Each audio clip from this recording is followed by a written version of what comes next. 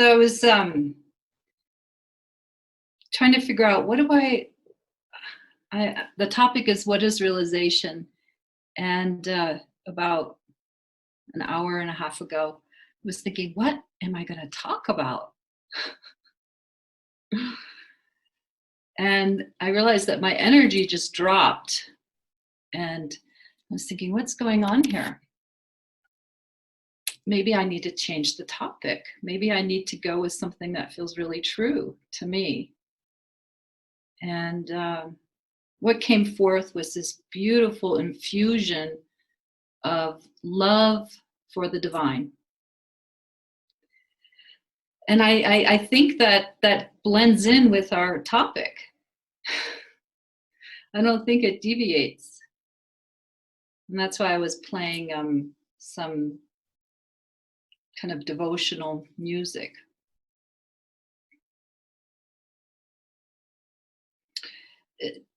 To me, realization, living realization, is a deep, deep understanding of the fact that everything is the divine,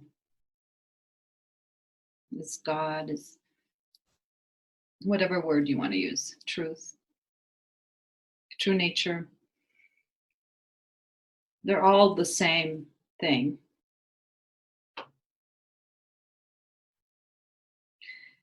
And it's kind of like this circle that we make. You know, we go into a forgetting what we are in truth, right? And then we become seekers and want to know what we are. And what do you think is doing that? What do you think is calling itself back home?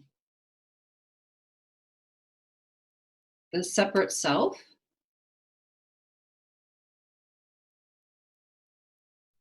As if that exists? No. What is it that goes on this whole journey of seeming forgetfulness? And what is it that has all kinds of experiences while it tries to remember? And then what is it that remembers?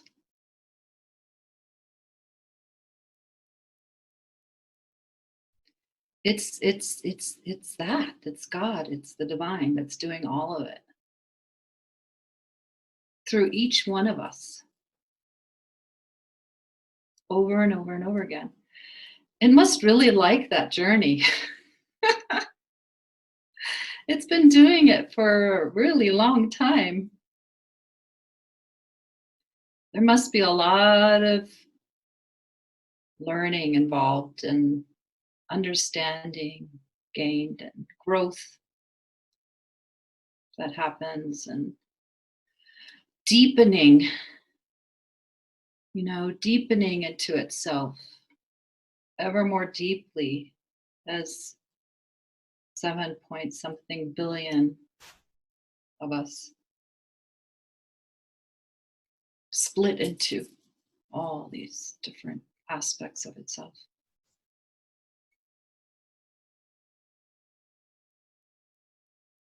And if we don't believe that, that's okay. It's something to discover, right? It's something to know for yourself. But to me, that's what realization really is knowing that through and through without having a shred of doubt. And as long as there's gaining understanding, and as long as there's some doubt, or as long as there's confusion, that's still that. It's still the divine experiencing.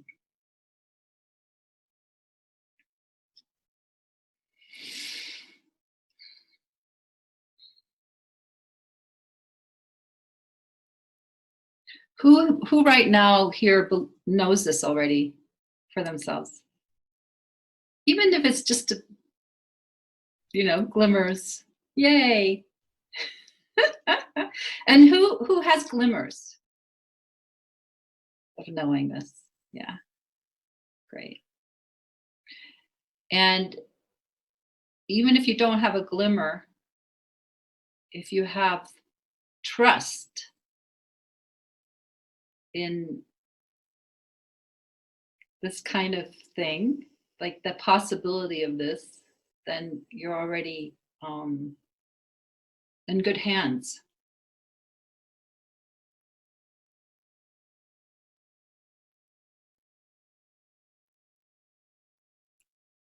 And if you have some doubt, that's okay. There's no like forcing this down our throats. You must believe.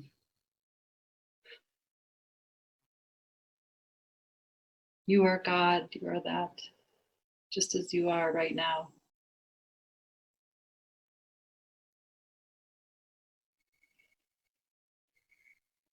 So that's the journey, right? Is discovering that, knowing that for yourself.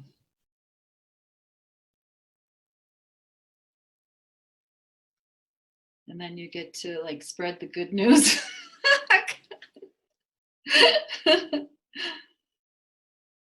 Or disappear off into the sunset.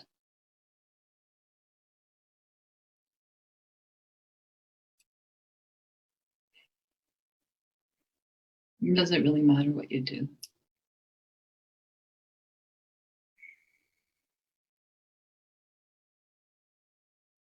At that point.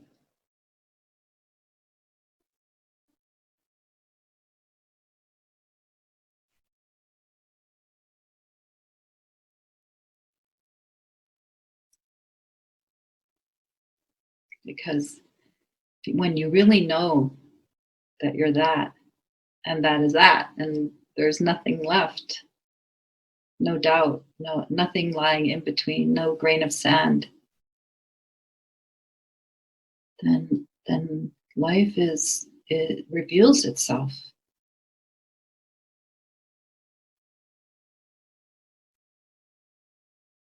The beauty of it, the truth of it, even amidst the pain, right? We can't deny that. So somehow along the way, it reconciles the darkness, the pain, the suffering, and it sees that that is it too, and it stops fighting it and resisting it, making it wrong, and all that. That's making things conscious.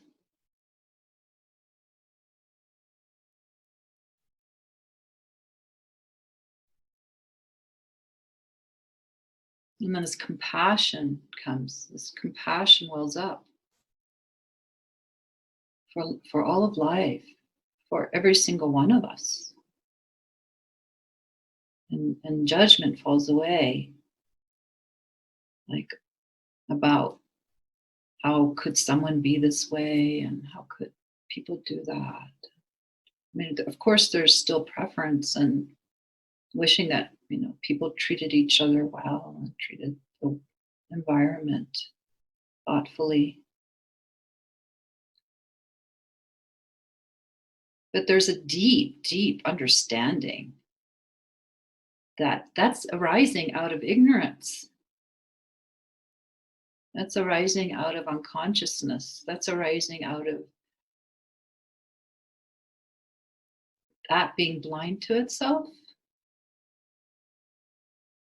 Makes sense? And when you really see that, then the blame falls away. It doesn't mean that your preference falls away. It just means the blame. Like the people do not hurt one another without ignorance being there.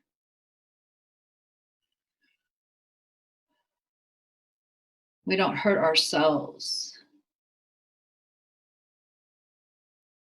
without ignorance being there. And what is ignorance? Unconsciousness. And even if we think we should know better by now, guess what? If we don't know better, it means it hasn't really sunk in. There are levels of understanding and levels of knowing, apparently. Like, I shouldn't be doing that anymore. I know better. I know better than to treat myself that way or others or talk and speak in that way or whatever. Well, apparently not. So as long as that there's the ignorance inside that hasn't been fully seen, then we'll have this continue whatever it is. And there are layers of understanding until it hits the final bottom, no more bottom rung. Can't go any further. That's it. And maybe there's a stopping and a just looking and seeing that there is no place to hide right there. And when you really get that there's nowhere to hide from yourself, then real change happens. Then you're just staring at yourself. And you can't pretend there, You can't like put up another mask or will veil or it's over. The game's over in that one place, of seeing through something. And then you start to see that when you think about someone in a negative way, not like a realistic way, there's some differentiation there, but in a way that is hurtful to you see that it's actually really it's hurting you.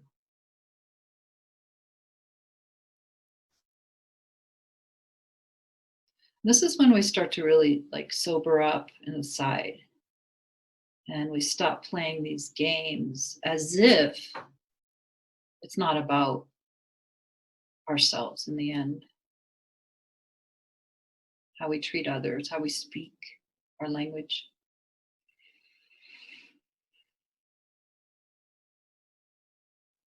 We're really blind in that moment to the fact that we are being unkind ultimately to ourselves. So these are all the places that get to be seen through and uncovered over time, not to make yourself wrong, but just to tell the truth. Increasingly it hurts.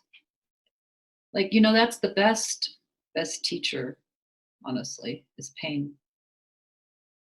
Unfortunately. Yeah. Because when something feels good, it's like, yay, you know. It's wonderful to feel good and blissful, and I highly recommend not turning away from it when it comes. That's a whole nother subject, right? How we turn away from feeling the bliss of our being, right? I've brought this up before in these kind of groups. But to tell ourselves the truth that it hurts when we are um,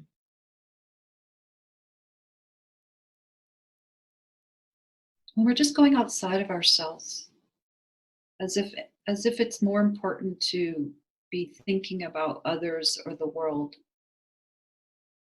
and leaving this inner sanctum.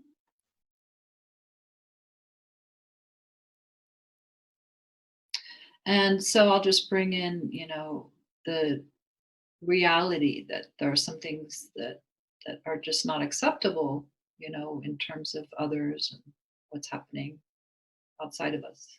And we have our preferences and we know how we want to be treated and so on. So that's not what I'm talking about. You can still be strong and clear and have good boundaries and speak up and say that's not acceptable or whatever.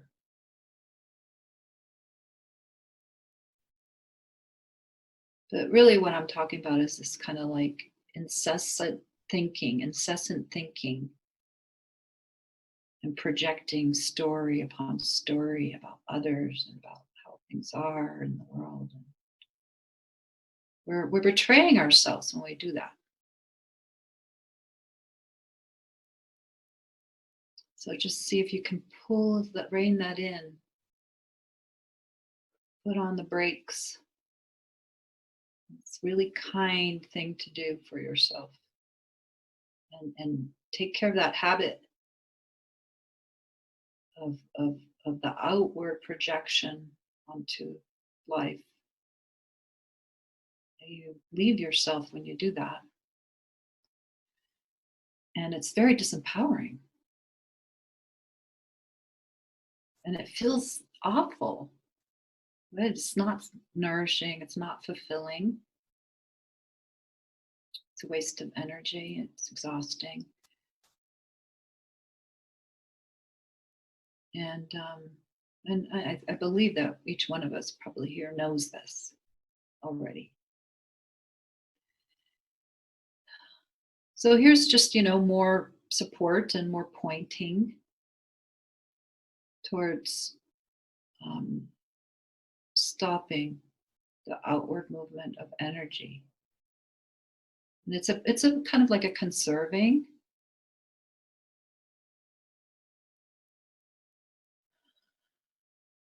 It's really hard to rest in one's own being and realize our true nature if we're leaking out everywhere. Make sense? So be kind to yourself and choose you.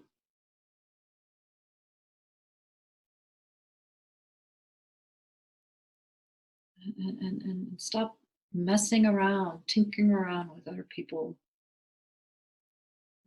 Everybody most people are really complicated. Why do you want to tinker around in their world?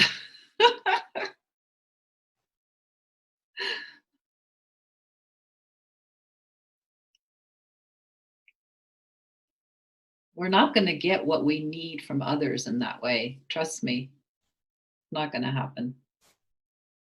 It's kind of like a control thing. Like maybe if I continue being involved in their experience and their world and trying to get them to think in a different way or respond to me in a different way, like me, love me, approve of me, see me, want me, whatever. They don't even know who they are for them, usually. So what are you asking for? You're asking for from a ghost. Not that they're ghosts, but that energy is not real. You're wanting something that they can't give.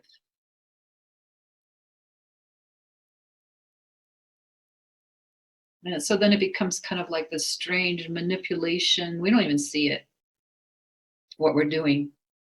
All little dances to try to change people, the whole thing around you so that you can, what? No, you just stop and turn the attention in to yourself.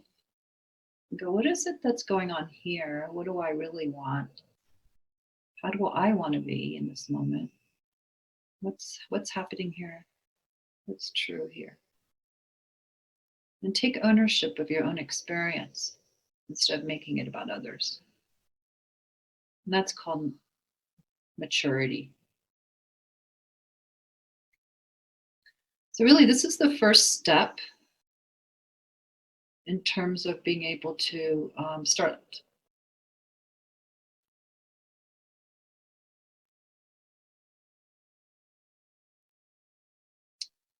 having the eyes to see Can't really have the eyes to see if you're all focused outside of yourself. Make sense? Okay. You know, Buddha said it, be a light unto yourself. Jesus said it. The kingdom of heaven lies within you. Probably could pull out a bunch more prophets and wise beings. But it's just all true. The light of God lies within you, like the song was saying. How are you going to see that if you're focused outwardly? That doesn't mean don't engage with life, don't have friends or loved ones and all that, and give your love, your attention. But just stop messing around with other people's business. Let them be.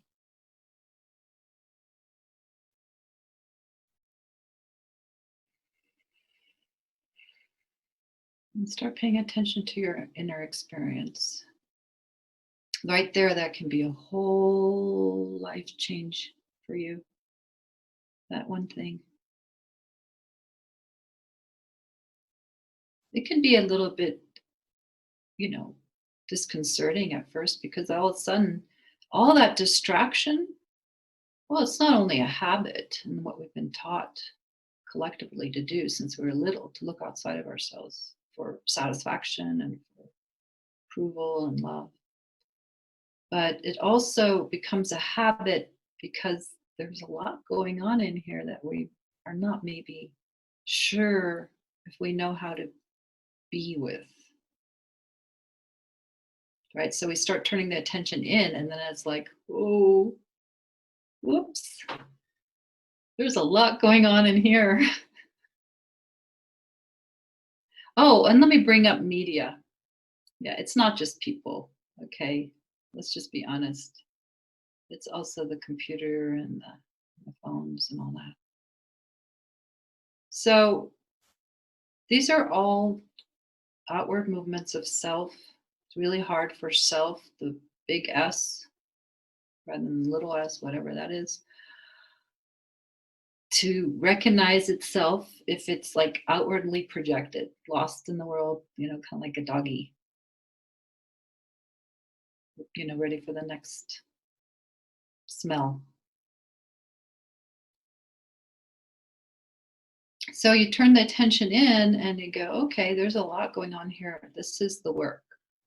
Here lies frontier, the new frontier right here.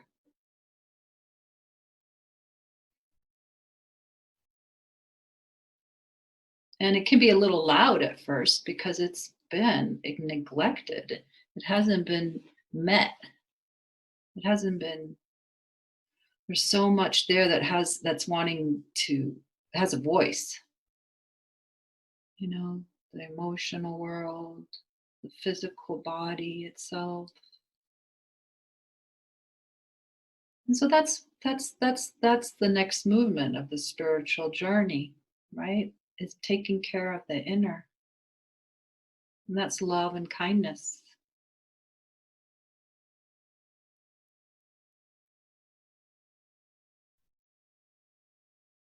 And I'm guessing everyone here knows this. I'm looking around the room and I know most of you.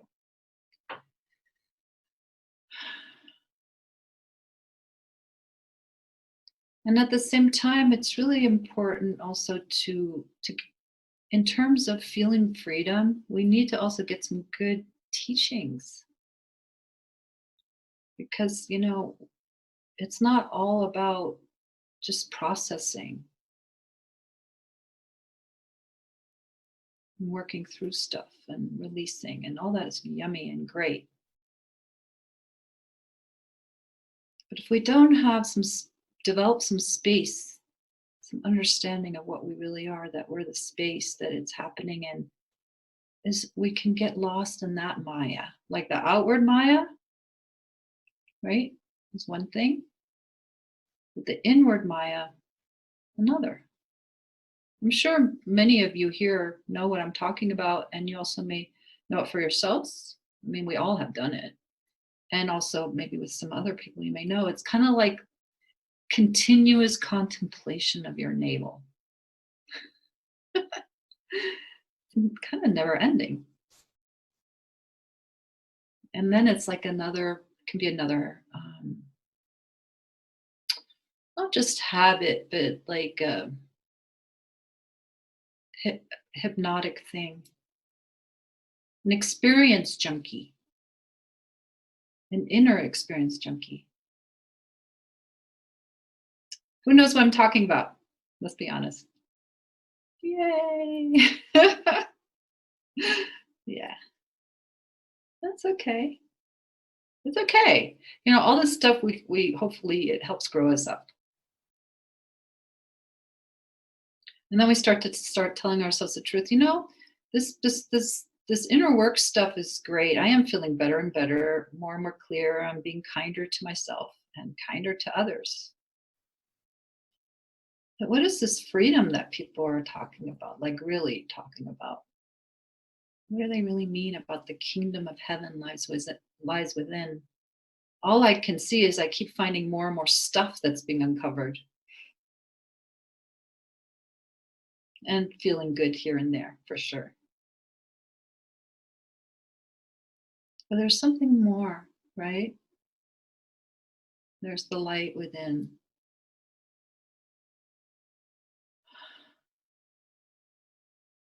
And that can happen now. We don't have to like get ultimately perfected.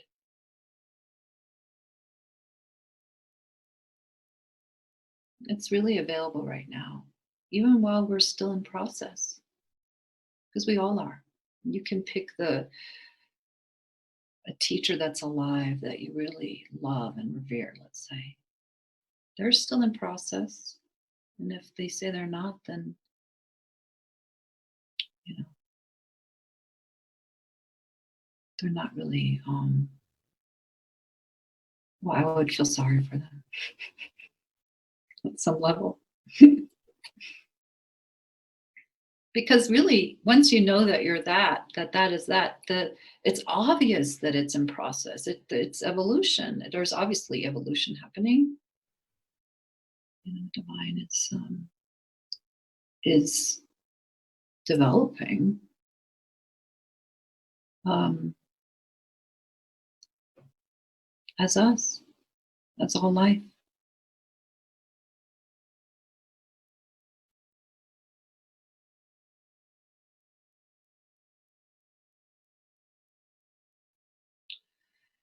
So, and that's one of the reasons we like to come together like this. Is to remind ourselves of what is true and to feel that blessed light that we really are. Just to tap into it and to acknowledge it. We can do that together.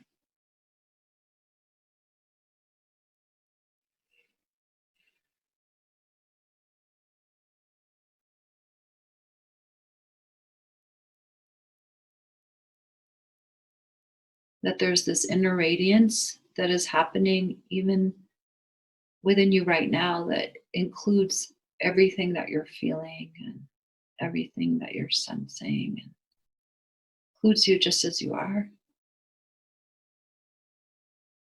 So if we're not always hypnotized by the inner experience of sensation and thought and all that's going on because of our bodies, which are the divine too.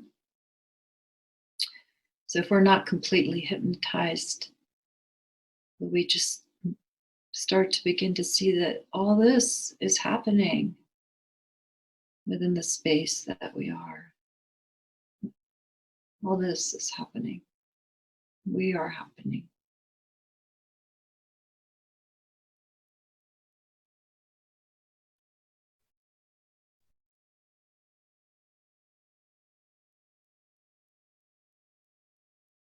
We don't have to understand it. It's more of just like leaning into it and feeling it, opening to it, kind of like in a curious, mysterious way that, oh, all I'm happening. All this sensation, everything that's happening is happening in the space, this divine space that we are. We share it. It's all arising.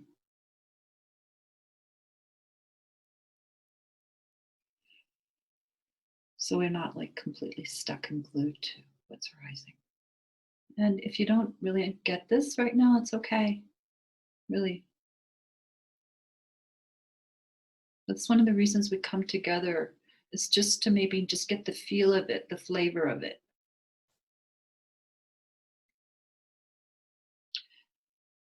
And the more that we know this, something relaxes inside and allows this experience, everything that's happening, to be as it is, not putting in a hierarchy like some experiences are more divine than others. Some thoughts are, some sensations and feelings are. Not true. I don't care what anyone says. It's not true. It's not my experience. Because you go beyond this world of duality when you open up to the space that we are. The space that we are includes it all this, the shadow and the light, includes it all. So this whole hierarchy of like emotional states and thoughts and all that, it just gets neutralized. Yeah, some feel better than others, and some is more kind than others, for sure. No doubt. More compassionate and so on. But if everything is the divine, if everything is that, then how could one emotion be more than that than another? One thought be more that than the other. One person be more that than the other. Make sense? It's a deep teaching, actually. When we stop having internal war inside, the cop inside that says this is allowed to pass through and this isn't. I'm wrong for thinking that, for feeling that. No, it's just a thought, it's just a feeling. Maybe it's not completely conscious to itself, but it still is what it is. Good moment, bad moment. It all becomes just kind of like generic on some level. I'm not saying there aren't preferences, for sure, but it's sort of like, why? That's mucking around again with Maya.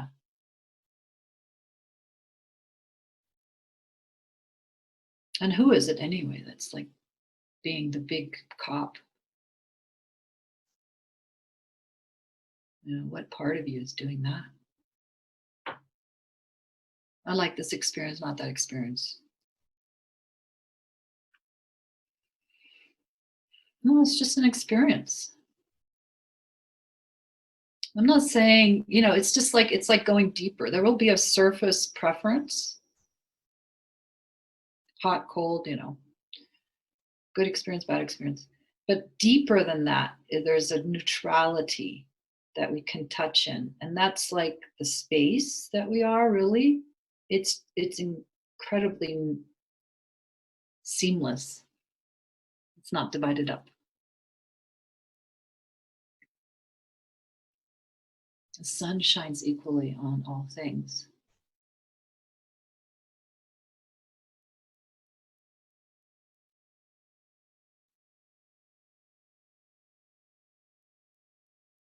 And that's our inner light, the radiant inner light is shining equally on all things. Unconditional love. What is that? It loves unconditionally.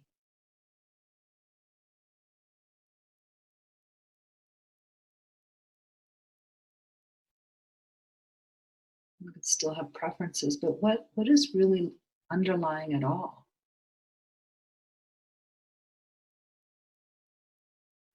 What's happening in you that is in full acceptance of yourself right now as you are, even accepting, excuse me, even accepting the things that are difficult, that you don't want to accept. So there's something in you that's in full acceptance and allowance of you just as you are, of your life just as it is, of others as they are. Tap into that. It's really hard to do that if we're like messing around in the outer world. So do this inner journey and tap into that which is in allowance.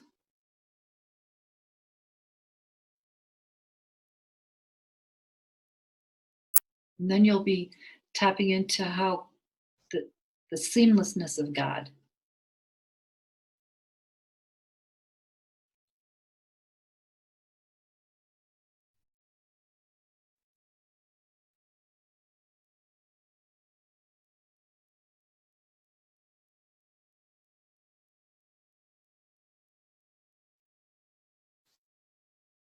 And it's interesting how we've been taught through religion and centuries of confusion and forgetfulness about what God is, really is.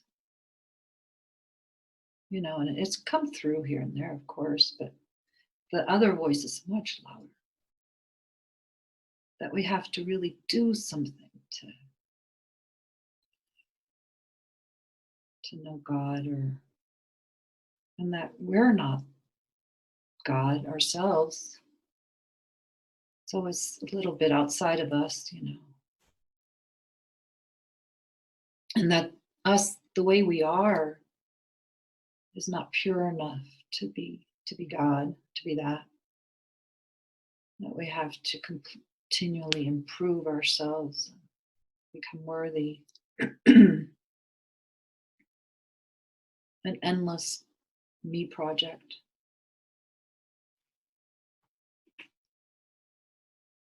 And then we go to gurus and so on. If some people do, some people don't, right? And want to get a glimpse of how they see us in an unconditional way, and still set us apart from that seeing. And the day that comes, that when you say to yourself, I want to be like that, end of story, and know myself as in that seamless way, in the same way, see myself the way that I feel seen by whatever, if that is the case, is the day that we really, grow up.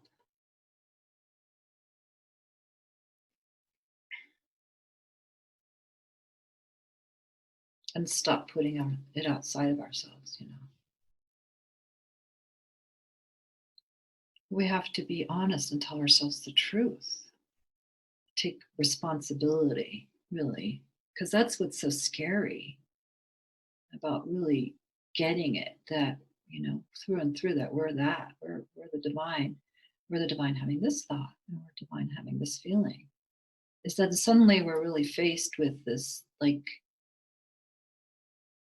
I don't know, nakedness of seeing,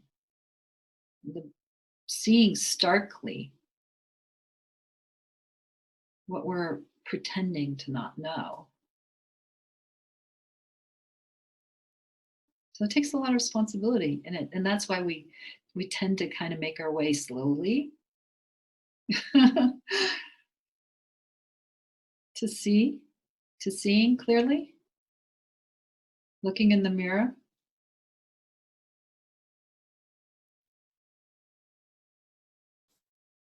that we're God looking at itself,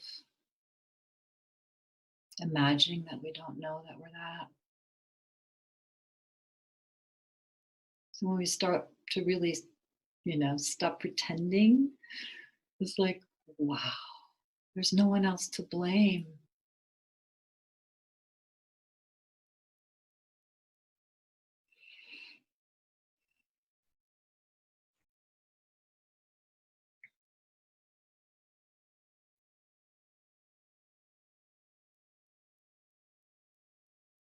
And it's kind of like shocking, like I've heard of people who've done like, like someone was telling me the other day they did the closest they've ever come to God. And it was so shocking was a LSD trip. I guess all the veils were taken away and they were just like, whoa, you know, it can be kind of mind blowing,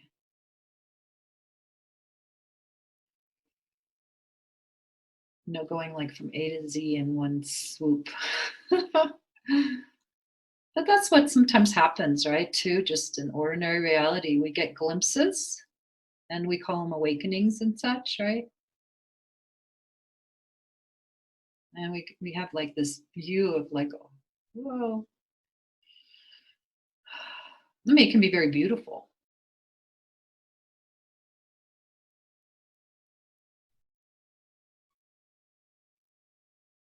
I mean, but to me, it seems like what happens is that the wool gets taken out of our eyes, all the veils fall away over time, and we become completely sobered up to the fact that everything is that, and including this. And there's nowhere to hide or pretend otherwise. And you wouldn't want to at that point anyway. No more stories, no more pretending.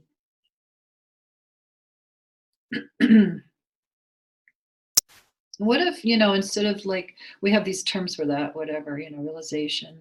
I don't use the word enlightenment because I really don't know what that is.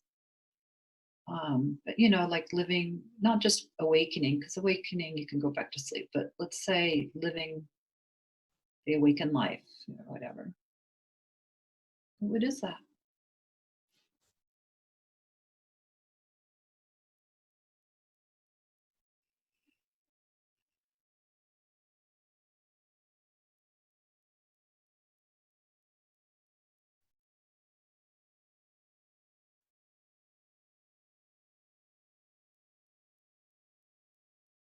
It's maturing into our full capacity as a human being.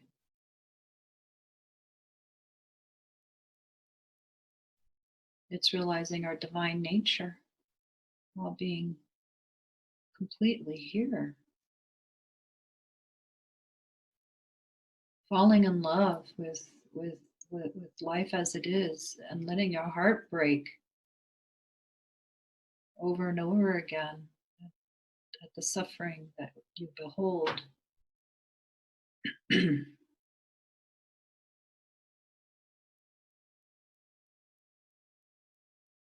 Having no more stories as to why this is and why is it this way.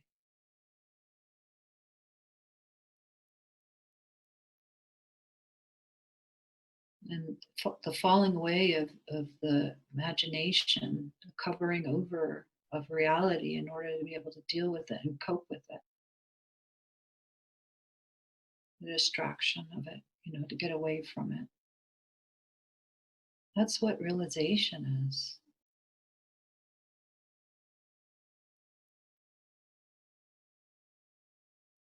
So it's a fully being in awe of the moment and encountering all that, all that it means is one moment, all that it is. Embracing the mystery, not needing to understand anymore.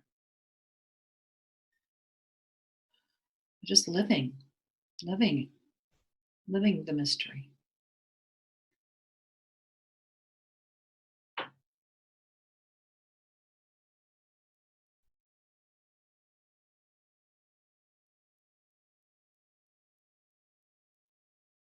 And then, just seeing what you can do. Like, this natural arising of how can you help? What can you do? Where does your love want to go? Where does your attention want to go?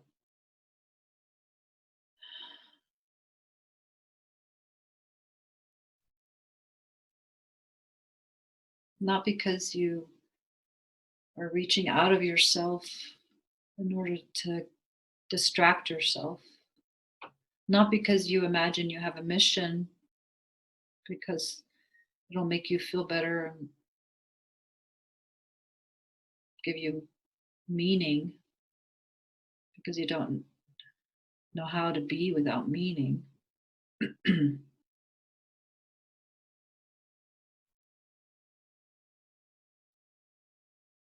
It's the falling away of meaning, needing to have meaning.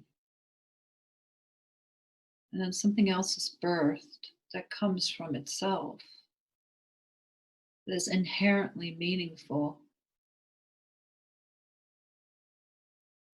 because of its mere existence.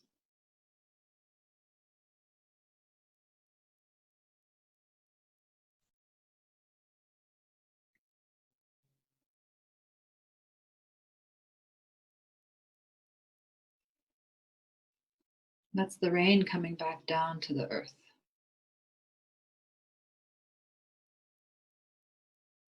watering the plants, filling the oceans, soothing broken hearts.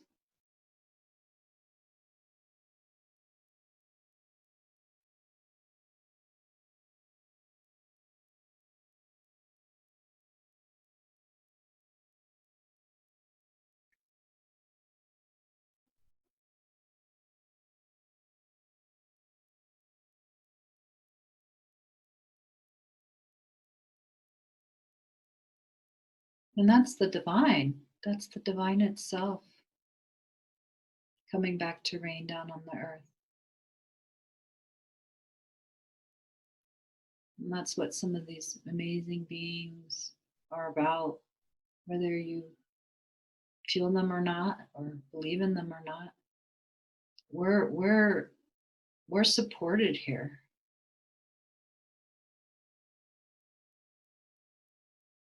There's a whole realm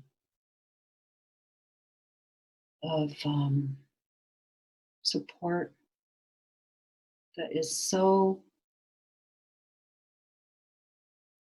full of love.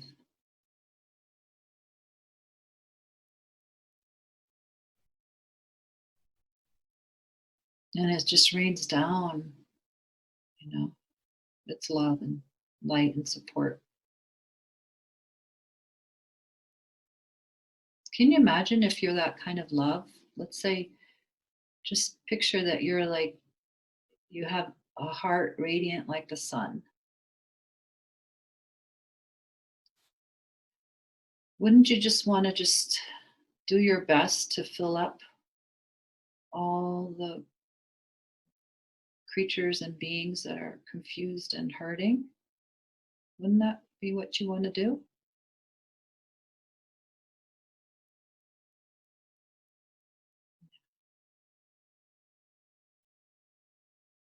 So I say this because there's a way to tap into that even now, just like where you're at. Like, we're not meant to just do this all on our own. We're not meant to be starving and hungry and not have any support.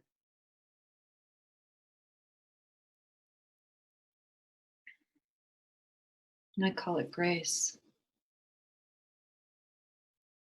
And it's like what got me through a lot of dark times.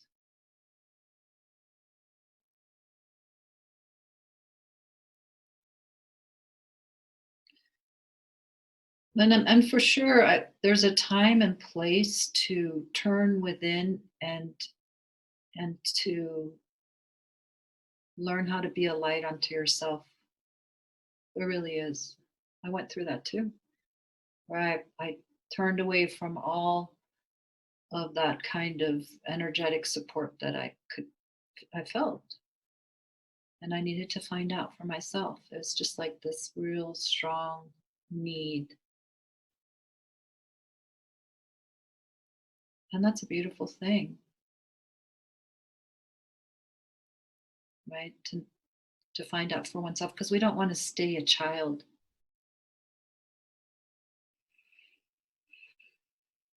But then once you really know that for yourself, it's like the curtain calls again. It opens up and goes, okay, all this other stuff is still here. It really exists. There's really all this divine support, the Christ light, or what do you want to call it. I don't know what your belief systems are. But my experience is that there's so much love and support raining down on them. But I really did need to go inside and find that out for myself. And now it's just like one thing, inside, outside.